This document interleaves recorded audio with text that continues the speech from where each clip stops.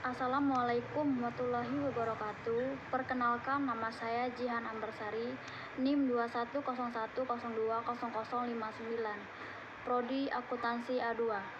Baiklah, di sini saya akan menjelaskan materi tentang teori moneter. Teori moneter berdasarkan penjelasannya tentang berbagai fungsi uang dalam kegiatan perdagangan dapat dikatakan bahwa tanpa uang kegiatan perdagangan tidak akan selancar seperti keadaan sekarang ini.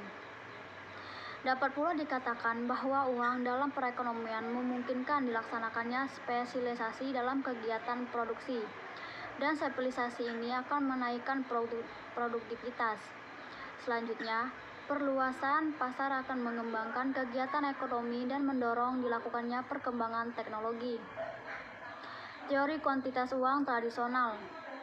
Persamaan pertukaran dinyatakan sebagai berikut. MV sama dengan VT, di mana M adalah uang beredar, V adalah kelajuan atau kecepatan, dan uang beredar adalah tingkat. P harga, T adalah jumlah barang-barang dan jasa-jasa yang diperjualbelikan di dalam suatu tahun tertentu. Selanjutnya, MVY sama dengan Y, di mana M adalah seperti persamaan yang asli yaitu uang beredar. VY adalah kelajuan peredaran uang yang digunakan untuk menjalankan jual beli terhadap barang-barang jadi. Dan Y atau pendapatan nasional. Dengan demikian, V adalah lebih besar dari VY. Teori kuantitas uang. Teori kuantitas uang dikembangkan oleh Irving Fisher, seorang ahli ekonomi Amerika. Pada hakikatnya berpendapat bahwa perubahan uang beredar akan menimbulkan perubahan yang sama cepatnya terhadap harga-harga. Perubahan ini juga adalah ke arah yang bersamaan. Teori sisa tunai. Alfred Marshall dari Cambridge University mengembangkan persamaan sisa tunai untuk menerangkan ciri-ciri perkalian di antara uang beredar dan tingkat harga. Analisis Marshall tersebut kemudian dikenal sebagai teori sisa tunai atau cash balance theory. Seperti telah dinyatakan di atas bahwa teori sisa tunai pandangannya tidak berbeda dengan teori kuantitas uang. Kelemahan teori kuantitas uang. Kelemahan teori kuantitas terletak pada permisalannya bahwa penggunaan tenaga kerja penuh selalu tercapai pada perekonomian sehingga T adalah tetap besarnya. Dalam kenyataan yang sebenarnya kebanyakan perekonomian selalu menghadapi masalah pengangguran. Kritik Keynes atas teori kuantitas. Menurut pendapatnya, pengaruh dari kenaikan uang beredar di atas pendapatan nasional adalah lebih kompleks daripada yang dinyatakan oleh teori kuantitas. Menurut Keynes, sampai di mana uang yang beredar akan menimbulkan 7 perubahan ke atas pendapatan nasional tergantung pada 3 faktor berikut ini. A. Motif keinginan masyarakat memiliki uang tunai. B. Motif keinginan para pengusaha untuk menanamkan modal. C. Kecondongan mengkonsumsi marginal pendapatan nasional. Bentuk-bentuk kebijakan moneter. Kebijakan moneter adalah kebijakan pemerintah dalam mengatur penawaran uang dan tingkat bunga. Kebijakan ini dilaksanakan oleh otoritas moneter, yaitu Bank Indonesia yang merupakan bank sentral. Kebijakan moneter dibedakan menjadi 2, yaitu kebijakan yang bersifat kuantitatif dan kebijakan yang bersifat kualitatif. Kebijakan moneter kuantitatif. Kebijakan moneter yang bersifat kuantitatif dapat dibedakan dalam 3 tindakan, yaitu 1. Operasi pasar terbuka. 2. Mengubah tingkat bunga. 3. Mengurangi tingkat cadangan operasi minimum.